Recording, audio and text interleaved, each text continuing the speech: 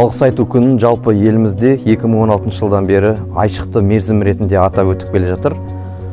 Жалпы бұл мерекенің басты мақсаты, бұл мерекені шығарудағы жалпы басты мақсат осы Қазақстан Халқы Ассамблеясының құрылған күніне байланысты болғандықтан, бұл ұлт пен ұлысты біріктіріп, бір шаңырақ астына топтастыратын мереке болу керек еді. Және де дәл сол мақсатында жұмыс істеп жатыр деп ойлаймын. Бізде өзі қазақ халқында алғыс айту, ата-бабаның батасын алу, алғысын алу бұрыннан келе жатқан дәстүр, бізге таңсық емес.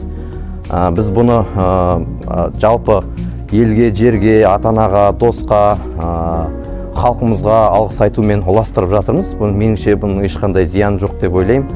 Себебі бұл бір сәт болса да алғыс айтып өткен-кеткенді еске түсіріп, тарихи санамызды жаңғыртуға бір керемет мүмкіндік деп ойлаймын. Сондықтан осы алғыс айту күнінде барша елге, жерге, халыққа, осы елге қызмет етіп жатқан азаматтардың баршасына, ата-анамызға, туған туысқа, дос-жаранға баршасына алғыс білдіремін.